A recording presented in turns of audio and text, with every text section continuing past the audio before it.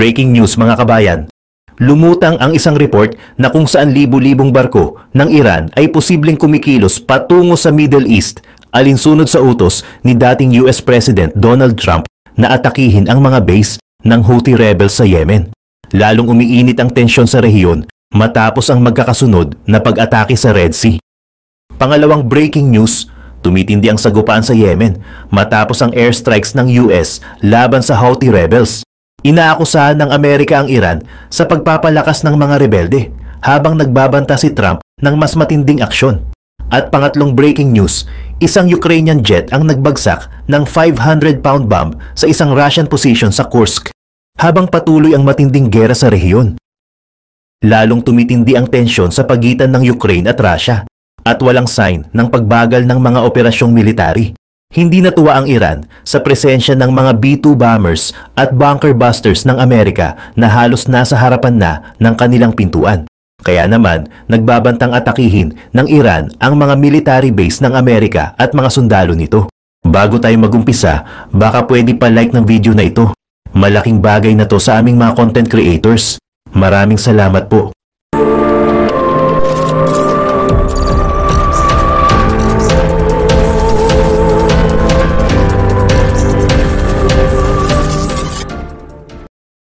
Nagbanta si Pangulong Trump na bobombahin ng Iran matapos tanggihan ng bansa ang imbitasyon niyang makipag-usap tungkol sa nuclear program nito. Hindi siya nagdalawang isip, mas gusto ko ng kasunduan, pero kung hindi, may mangyayaring hindi maganda sa Iran. Ayon sa kanya, kung hindi makikipagkasundo ang Iran, may massive bombing na magaganap na hindi pa nila kailanman naranasan. Kung puro salita lang ito, maaaring baliwalain ng Iran. Pero sinusuportahan ni Trump ang kanyang mga salita ng konkretong aksyon. Sa loob ng isang linggo, inilipat ng Amerika ang 7 sa kanilang B-2 bombers o halos 30% ng kanilang fleet sa Diego Garcia Base sa Indian Ocean. Ang base na ito ay ligtas mula sa Iranian missiles pero sapat ang distansya para umatake. Bukod dito, patuloy na dinadagdagan ang B-2 at B-52 bombers sa Indian Ocean. Ang B-2 bomber ay partikular na ginawa para sirain ang mga nuclear facilities ng Iran. Kayang buhatin ng B-2 ang Massive Ordnance Penetrator, ang pinakamalakas na bunker buster bomb ng United States. Ayon sa CBN News military analyst na si Chuck Holton, hindi pa nagkaroon ng ganitong klaseng pahayag ang isang presidente ng Amerika. Diretsong sinabi ni Trump, kapag hindi pumayag ang Iran sa negosasyon sa loob ng 2 buwan, magkakaroon ng opensibang military. Samantala, nagbabanta rin ng Iran. Sasalakayin nila ang Diego Garcia Base kung umatake ang Amerika. Linggo lang nang magsalita ang Supreme Leader ng Iran, na nanawagan sa pagpuksa ng Israel. Isang relihiyoso at makataong tungkulin ang alisin ang bansang ito mula sa rehiyon. Alam ng Iran kung gaano kalakas ang B-2 bombers. Noong October 16, 2024, 2 B-2 stealth bombers ang lumipad ng 15 oras mula Missouri, binomba ang 5 target sa Yemen at bumalik ng hindi nadedetect ng radar. Isang malinaw na babala ito sa Iran. Kaya naming abutin at wasakin ang inyong mga nuclear facility kahit kailan naming gusto. Ngayon, ang B-2 fleet ay nasa Indian Ocean. Bakit ito mahalaga? Dahil ito lamang ang may kakayahang magdala ng GBU-57, isa sa iilang bombang kayang sirain ang nuclear facilities ng Iran sa Natanz at Fordow. Sa Diego Garcia Air Base, 2,000 milya lamang mula sa Iran, perpektong nakaposisyon ang B-2 fleet. Sapat na layo para sa proteksyon, pero sapat din ang lapit para umatake. Bukod pa rito, may 100 US fighter jets sa UAE, Qatar, Jordan at Saudi Arabia, habang nakahanda rin ang USS Truman sa Persian Gulf. Ang isang surprise attack laban sa Iran ay kayang mabilis na puksain ang kanilang nuclear at ballistic missile sites. Totoo, may malawak na arsenal ng missiles at drones ang Iran, pero kailangan nilang magkaroon ng eksaktong target coordinates. At kung patuloy na lilipat-lipat ang US forces, magiging mahirap para sa Iran na tumama ng eksakto. Ngayon, ito ang mahalagang bahagi. Marami ang nagsasabing hindi naman totoong kaaway ng Amerika ang Iran. Mali iyon. Araw-araw, sumisigaw ng death to America ang Iran sa kanilang parlamento. Mismo ang Supreme Leader ng Iran, si Ayatollah Khamenei, ang nagsabi na hindi lang ito slogan, ito mismo ang kanilang patakaran. Ngayon, naglabas ng bagong pahayag ang Iran, kasabay ng paglilipat ng US ng puwersa sa Middle East. Ayon sa Iranian state media, ang aming hypersonic ballistic missiles ay handa nang tumama sa lahat ng military base ng Amerika sa Middle East, kabilang ang Diego Garcia. Makikita natin sa ulat na ito na walang ballistic missile ang IRGC Aerospace na may kakayahang umabot sa Diego Garcia mula Iran, isang distansyang humigit kumulang 2,000 milya o 3,800 kilometers. Kaya't ang mga bantang ipinapahayag nila tungkol sa pag-atake sa airbase at mga B-2 bombers ay walang laman. Wala silang kakayahang abutin ang isla at ito mismo ang dahilan kung bakit doon nakapwesto ang B-2 fleet. Malapit ito sa Iran pero lampas sa scope ng kanilang impluensya at missile range at ito rin ang dahilan kung bakit nangako ang Iran na tatargetin ang iba pang US base sa Middle East. Narito ang pahayag mismo ng Iranian Supreme Leader. Ang isang atake mula sa labas ay malabong mangyari. Pero kung sila'y magkakamali, tiyak na magbabayad sila ng malaki. Ano ang ibig sabihin nito? Malinaw na handa silang umatake kung kinakailangan. Hindi ito bago.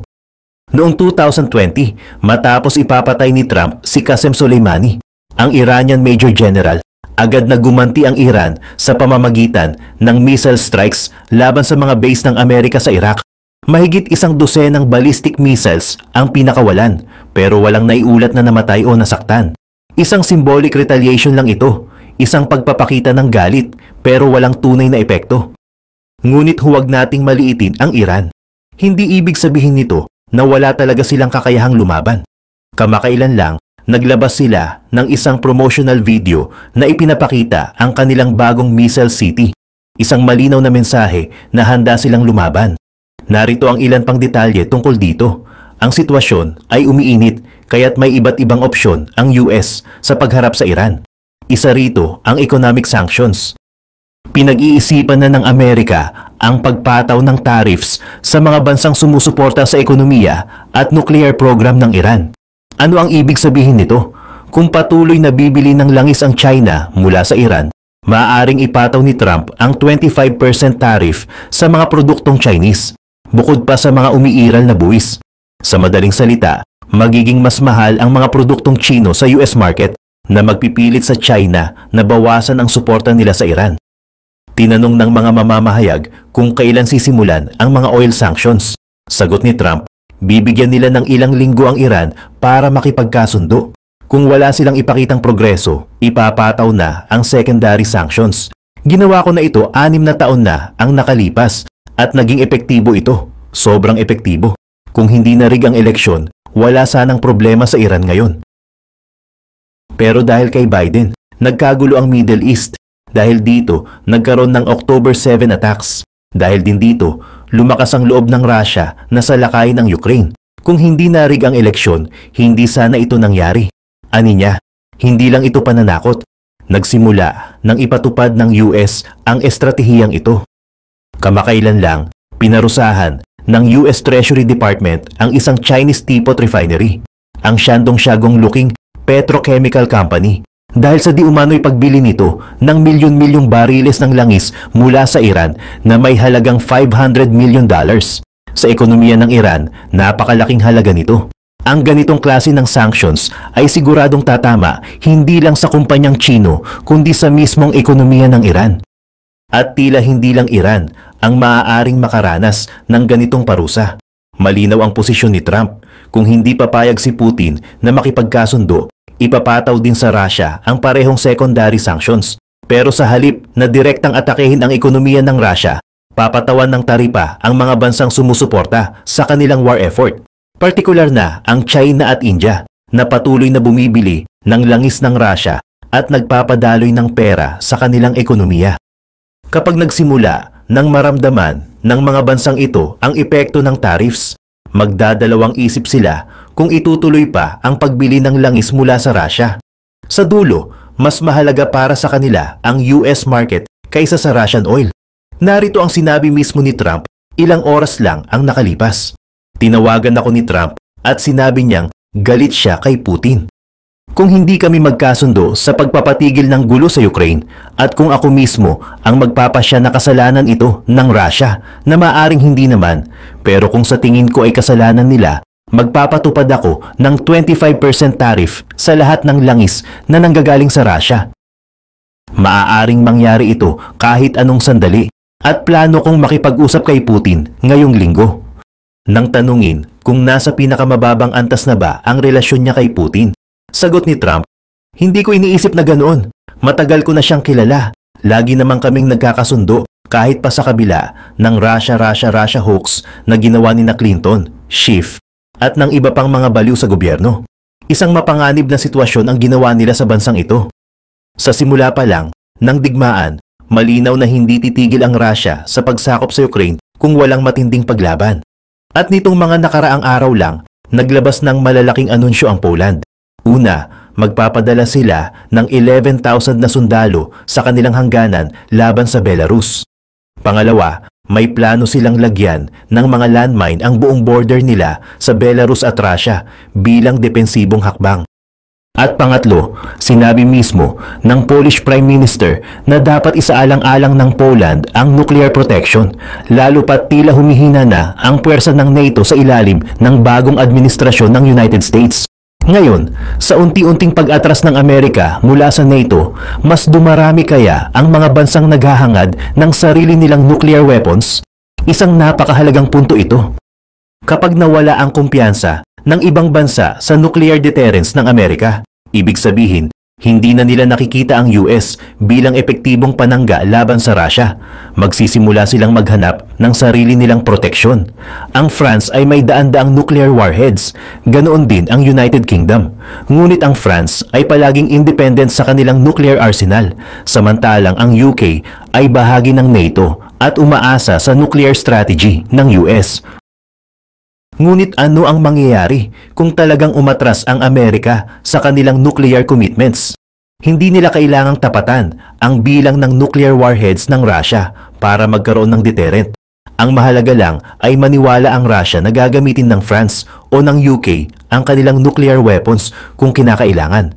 At dahil sa hindi tiyak na direksyon ng NATO, nagsisimula ng magtanong ang Poland at iba pang bansa.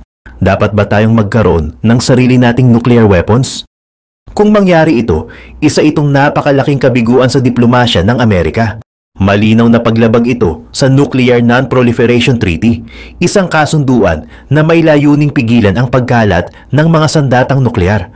Ngunit kung mararamdaman ng ibang bansa na wala na silang ibang pagpipilian, baka itapon na nila ang kasunduang ito at magdesisyong armasan ang kanilang sarili.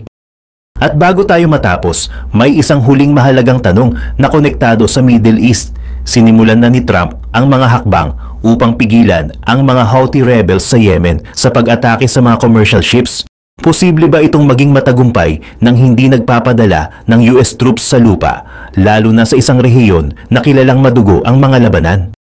Ang totoo, wala tayong ideya kung ano ang eksaktong plano ng US Central Command. At marahil, mas mabuting hindi natin ito alam. Subalit sa ngayon, sinusubukan ng US Navy at Royal Navy kasama ang iba pang kaalyado na protektahan ang mga barko sa Red Sea habang inilulunsad ang airstrikes laban sa mga Houthi. Pero ang tanong, sapat ba ito? Ang tanging paraan upang tuluyang matanggal ang banta ng mga Houthi ay ang pagbagsak mismo ng Iran. Kung hindi kayang suportahan ng Iran ang mga Houthi, mawawalan sila ng lakas. At paano mo masisira ang Iran? Simple lang, dapat munang talunin ang Russia. Sa ngayon, ang tanging tunay na kaibigan ng Iran ay ang Russia. Kung bumagsak ang Russia, magiging isolated at mas mahina ang Iran. At kapag nangyari ito, hindi na nila kayang suportahan ang mga proxy forces nila sa Middle East. Matagal nang may karanasan ng Amerika sa paglaban sa mga teroristang grupo sa rehiyon. At isang bagay ang tiyak, hindi mo pwedeng patayin lang ang lahat ng kalaban at umasang mawawala ang problema. Marami kang mapapatay, pero hindi nito agad nasusolusyunan ang ugat ng gulo. At ngayon, sa harap ng lumalawak na conflict sa Europe at Middle East, magiging sapat ba ang kasalukuyang diskarte ng Amerika? Samantala, sa gitna ng lumalalang tensyon sa Middle East, muling sumiklab ang labanan sa pagitan ng Iran, Houthi rebels at Estados Unidos. Ang Yemen, na matagal nang nasa gitna ng proxy wars, ngayon ay nagiging sentro ng isang mas malaking geopolitical problem. Mula 2015, ang mga Houthi na suportado ng Iran ay nakikipaglaban sa gobyerno ng Yemen. Ngunit ngayon, hindi na lang ito lokal na digmaan. Tinatarget na rin nila ang pandaigdigang shipping lanes sa Red Sea, isang estratehikong ruta para sa pandaigdigang ekonomiya. Napilitan ng US na kumilos matapos ang magkakasunod na pag-atake na nagdulot ng banta sa international trade. Noong March 15, 2025, naglunsad ng series of airstrikes ang US laban sa mga Houthi sa Yemen. Kasabay nito, nagpadala rin sila ng isa pang aircraft carrier, ang USS Carl Vinson, upang samahan ang USS Harry S. Truman sa rehiyon. Malinaw ang mensahe, walang puwang ang mga nagtatangkang guluhin ang pandaigdigang seguridad. Gumanti ang mga Houthi, nagpaputok ng ballistic missiles patungo sa US warships, ngunit lahat ay nabigo. Ang ilan ay bumagsak sa Egypt, ang iba'y nasabat sa himpapawid ng Israel. Sa kabila ng kanilang matinding pahayag, hindi nila kayang tumbasan ang technological advantage ng US Navy. Bagamat itinatanggi ng Iran ang direktang pagsuplay ng armas sa mga Houthi, malinaw sa mga intelligence reports ang kanilang papel sa kaguluhan. Hindi ito pinalagpas ni Trump, muling idineklarang teroristang grupo ang mga Houthi, pinalakas ang mga parusa laban sa kanila at tinarget ang mga pinagmumulan ng pondo ng Iran. Bagamat epektibo ang airstrikes sa pagpapahina ng kakayahan ng mga Houthi, hindi nito tuluyang wawakasan ang kanilang puwersa. Hawak pa rin nila ang malalaking bahagi ng Yemen at habang patuloy silang sinusuportahan ng Iran, mananatili silang banta sa rehiyon. Hindi lang ito laban sa pagitan ng US at mga Houthi. Ramdam ng mga bansang tulad ng Egypt at UAE ang epekto nito, lalo na sa kanilang ekonomiya. Nawalan ng bilyon-bilyong dolyar ang Egypt dahil sa paglihis ng mga shipping route upang maiwasan ang Red Sea. Sa kabila ng magugulong conflict na ito, patuloy pa din ang digmaan sa pagitan ng Ukraine at Russia. Isang bagong kaganapan ang nagpatibay na hindi pa tapos ang conflict na ito. Isang Ukrainian jet ang nagpakawala ng isang 500-pound bomb sa posisyon ng mga Russian forces sa Kursk na naging bahagi ng patuloy na labanan sa rehiyon. Kung inaakala nating tapos na ang lahat, mag-isip ulit tayo. Ang labanan ay muling sumiklab at mas matindi kaysa dati. Simula noong unang bahagi ng 2022, ang digmaan sa pagitan ng Ukraine at Russia ay umusbong at mula noon, walang tigil ang pagkakasangkot ng magkabilang panig. Pero noong August 2024, sumugod ang Ukraine sa Kursk Oblast, isang hakbang na nagmarka ng unang okupasyon ng Russian territory ng isang banyagang bansa mula pa noong World War II. Inagaw ng mga puwersa ng Ukraine ang ilang bayan at nagpatuloy pa sa pag-usad sa teritoryo ng Russia. Pero tulad ng inaasahan, hindi tumagal at natigil ang kanilang pag-usad nang dumating ang mga Russian reinforcements. Ang operasyon sa Kursk ay may isang layunin. Durugin ang lakas ng military ng Russia, hulihin ang mga troops nila at guluhin ang mga supply lines ng kalaban. Nais din ng Ukraine na pilitin ang Russia na mag-focus sa Kursk habang hinihikayat nila ang gobyerno ng Russia na makipag-ayos sa isang kasunduan. Ngunit sa kabila ng kanilang mga hakbang, ang progreso ng Ukraine ay tumigil ng maaga at sa Nobyembre ng 2024, pumasok na rin ang mga North Korean troops upang tulungan ang Russia. Ngunit hindi rin nagpatalo ang mga puwersa ng Russia. Kamakailan lang, muling sumugod ang Russia sa Kursk at nagsagawa ng matagumpay na counter-attack. Nabalik nila ang mga teritoryong nawala, kabilang na ang bayan ng Sudzha, ang pinakamalaking lungsod na hawak ng Ukraine. At dito, pumasok ang mga teknolohiyang drones na ginamit ng Russia, mga advanced FP drones na konektado sa fiber optic cables. Hindi lang basta-basta pag-atake ang nangyari, kundi isang komprehensibong plano upang kontrolin ang mga daan ng supply at wasakin ang mga kagamitan ng Ukraine. Ginamit ng Ukraine ang mabigat na bomba bilang bahagi ng kanilang effort na protektahan ang kanilang interes at pigilan ang patuloy na pagsulong ng Russia. Kung titignan, ang ganitong uri ng mga atake ay nagpapakita ng buhay na galit at determinasyon ng mga puwersa ng Ukraine. Ang sagupaan ay naging mas worse pa sa pamamagitan ng paggamit ng mga drones. Sinasabing ang mga drone na ginagamit ng Russia ay may kakayahang mag-disrupt ng mga supply lines at magdulot ng malawakang pagkasira. Nakapagdulot ito ng malaking kalugihan sa Ukraine na napilitang umatras sa harap ng mas advanced na teknolohiya at mas mabigat na pag-atake ng kalaban. Anong ibig sabihin nito? Kung ang Ukraine ay magtatagumpay, kinakailangan nilang masugpo ang mga drone at patuloy na labanan ang walang habas na atake ng Russia. Hindi lang ang Ukraine at Russia ang apektado sa labang ito.